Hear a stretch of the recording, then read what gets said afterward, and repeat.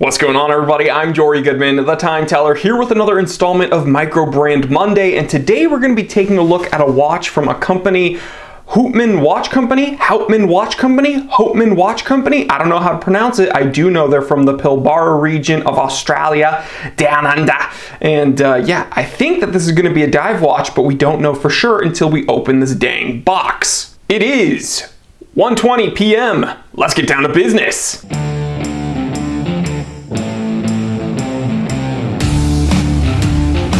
All right, party people, let's take a look at what they have to offer. This is another one of those watchmakers I hadn't heard of until they reached out to me on Instagram. So that is one of my favorite things about this Micro Brand Monday segment, is that I'm learning right along with you guys. So the viewers at home, never heard of these companies. I haven't heard of a lot of them either. And as a watch collector, I love learning about new watchmakers. Okay.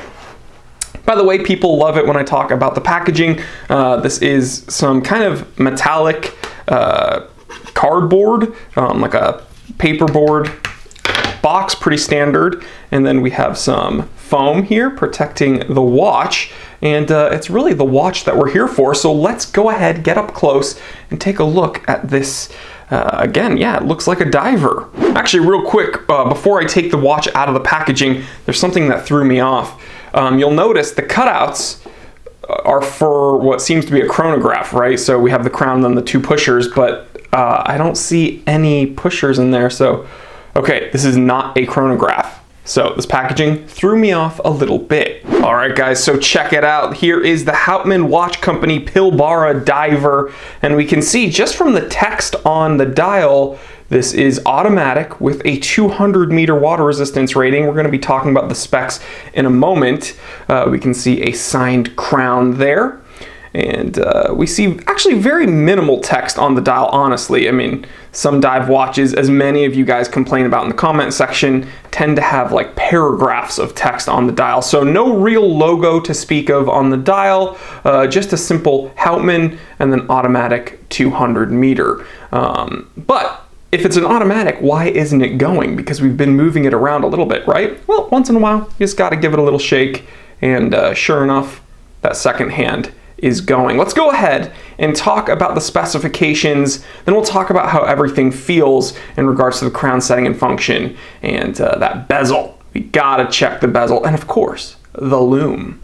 All right, let's go to the spec sheet. All right, guys, so from this shot right here, we can see a whole lot of texturing on the dial. We can see that Houtman font, and we can see the chapter ring along with all the indexes are kind of incorporated together with an extra ring, an extra layer kind of applied to that textured dial. So you're definitely getting a dynamic look. But what I want to focus on here is that second hand sweeping across the shot.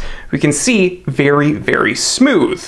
Now we actually have a Miyota 9039 24 joule automatic movement to thank for this 28,800 BPH sweep. You know, this 9039 is considered one of Miyota's premium automatic movements, and that is because, again, this does have a higher beat frequency. It's a bit smoother, has a 42-hour power reserve, has their Parashock anti-shock system, and as we all know, Miyota is currently owned by Citizen. So here's the first bit of confusion when it comes to the spec sheet. The spec sheet I have says that this watch utilizes a double-domed sapphire, but to me personally, I don't know if it's just my eyes, this crystal does not seem to be domed at all. Now, I have no doubt it's a sapphire, but at least on this review piece, it is not a double-domed one. I could be wrong. Leave me a comment in the comment section below. Is it just my eyes, or do you kind of see what I'm seeing? This does not look like a double-domed sapphire, but in the production models, it is stated that this will have a double-domed sapphire crystal. So we already mentioned it earlier on in this episode. This does have a 200-meter water resistance rating, as stated by this text down here above the 6 o'clock index, but that's kind of obscured by the handset, that text there. So let's go ahead, check the crown setting and function. We'll see if it's a threaded crown, we'll see how it threads, and then we'll see if this hacks or hand winds. But we already kind of mentioned that it's a Miyota 9039. So Yes, I believe it does hack and hand wind, but we gotta test it on camera or people will be upset. Let's go ahead, unthread this bad boy. Ooh, very smooth in regards to unthreading, with a definite click when it pops out there, but let's not speak too soon. Let's go ahead and see how it threads up. Actually very smooth to thread up as well, so a nice clean job done there. Let's go ahead, pull the crown out to the final position. And there was a beep of a horn outside. I don't know if you heard that, but hey, here's to working in the city, right? Yes, that does hack. So the second hand does stop when you pull the crown out to the final position. You can see there's no, there aren't any complications. There's no date window. There's no cutout for anything. So there is actually only one position to choose from with this movement. And so if you were to synchronize this watch to an external time source, whether it be your cell phone or another watch, you could do so very, very easily.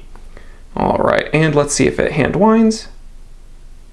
Sorry for the shaking there, guys. Yep, there is some definite resistance, so this is hand wind capable. Let's go ahead, move the crown around, see that the handset is moving nice and smooth, and let's put that crown, or I should say, let's put that handset to a nice aesthetic position. You'll notice most media photos in the watch world are taken like this, because it's a nice, almost symmetrical look, and it makes the watch look like it's smiling. Oh, how sweet. Let's move on. Let us now test the timing bezel, because what's a watch with a timing bezel if it's sloppy, if there's too much play, if it backs out on itself? We gotta test this baby. So, definite ratcheting sound. Let's go ahead and line it up to the minute hand. Ooh, no play at all, and I'm really yanking on that bad boy. Heck yes. We like a nice, true, tight toleranced bezel. You could definitely use this as a timing instrument and feel confident about it. Now I know what you're thinking. Oh my gosh, the watch is laying down. The hands are not in frame. What are the hands reaching for? It's not the digital, it is the digital calipers, and that's because this is the part that makes the watchmakers quick in their boots, where we actually test the dimensions of their watch. That's right. I don't care what the spec sheet says. We gotta test it in the office, baby. 41.5 millimeter diameter at its widest point, excluding the crown. Now you will notice the crown does not have any integrated crown guards at all, so more of a classic diver shape. Love that. Let's go ahead and check the lug to lug. 48.7 millimeter lug to lug, okay, just under that 50 millimeter. Let's go ahead and check the thickness. 10.9 millimeters thick. Okie dokie. All right, guys, so before I put this watch on the wrist, let's go ahead and kind of inspect this 316L stainless steel case. And yeah, guys, usually when a watch comes in and it's stainless steel, it's made from 316L stainless steel. That's kind of the standard nowadays. Oh, what is this? Hold on. Hold your horses. Hold your doggies, because I think I see a dog.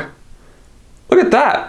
That's actually, I really like that, how this is mirror polished, and the surrounding area is kind of like, looks like sandblasted a little bit. So that's a very nice dynamic look. I actually don't know what this dog represents in regards to this watch. It's not referenced anywhere, so maybe in the production packaging they will kind of reference what this means, but hey, I'm a dog person, I'm a cat person, I'm an animal person. I kind of look like an animal, so, you know, I'm one with my kind. Okay, 200 meter, water resistant, automatic, Houtman watches, stainless steel, sapphire crystal. So a pretty clean case back, guys. You know, there's not a whole lot going on here, no display case back, but there is a doggy back here, and so that gives me reason to give this a thumbs up. Love dogs. All right, here it is, the Houtman Pilbara on my 7.5 inch wrist for reference. Gatto, can you throw up the dimensions here? Okay, so nothing exceeding 50 millimeters, although that lug to lug came dang close. And yeah, definitely not a cumbersome watch. Again, this is not on a bracelet. This is on a leather strap, which is not super stiff, not my favorite feeling strap. I would probably swap that out for something else, maybe a sailcloth strap, maybe silicone if you guys like, you know, rubber type diving straps. I think this classic case shape would look really nice on like an isoframe strap.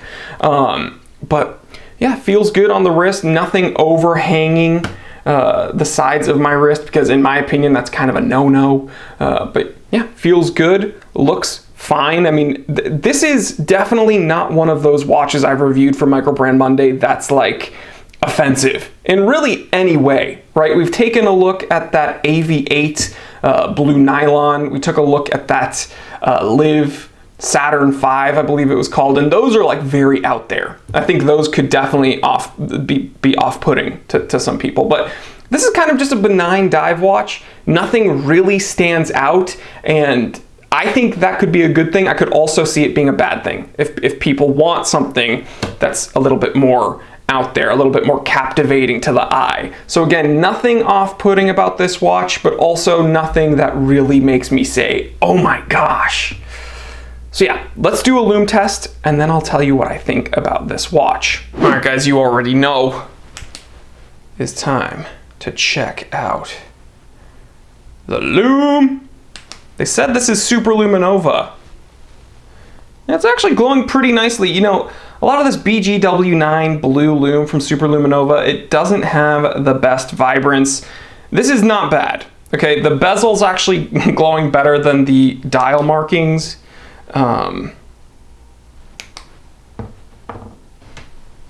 Yeah, this is decent. Definitely not the worst. In fact, I'd go as far as to say this is one of the better Microbrand Lumes that we've seen. In fact, I think there actually might be some Lume on that crown.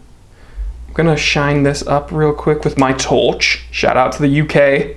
He's using a torch.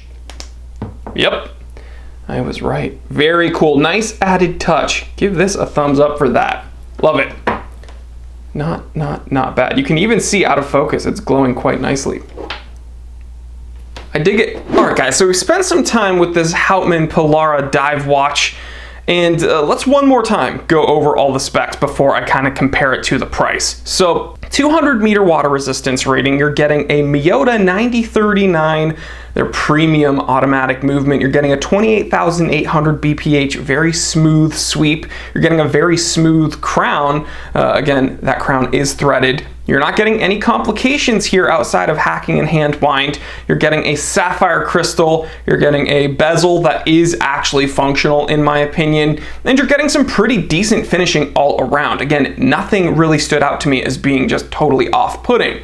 In fact, everything actually felt very smooth where it was supposed to be. Everything was very, very clean. And from all the shots I took, I couldn't see any burrs or, you know, any tool marks or any sediment or lint under the crystal, so that's always a plus. They definitely take their time with these watches. Now, here's where the downside is. No drilled lugs, and with this strap, I would definitely want to, you know, change it out for something else. I don't really understand the reference or the relevance of that dog, although I think the dog caseback is very, very cool. Another issue is that although this is definitely just kind of a benign diver, nothing sticks out to me as being offensive, that is kind of a bad thing at the same time. There's nothing about this watch that really makes me want to hone in and be like, oh my gosh, this is amazing. I need to look at this watch on my wrist. I love it. It's just a very simple watch with very, very good specs. Okay, and now let's compare it to the price. This is said to be priced around $350. That is US dollars. And I think that's very reasonable for what you get, guys. 350 bucks for a 200 meter diver with a sapphire crystal, a very good Miyota movement. This isn't one of their entry-level movements. Very nice crown, very nice bezel, and some really nice finishing. So leave me a comment in the comment section. Is this too boring for you? Or is this a great option for someone who wants just a simple diver on the wrist? leave me that comment and I'd love to hear from you, and I'm sure the company would like to hear from you as well. So guys, I want to thank you for hanging out with me on this latest installment of Micro Brand Monday, and I want to thank Houtman Watch Company for sending me this Pilbara diver to review. This is a media piece, so I will be sending it back to them. But again, we can't do this content without these companies' sponsorship and support, and we really do appreciate every watchmaker who wants to help us out during these Micro Brand Monday segments.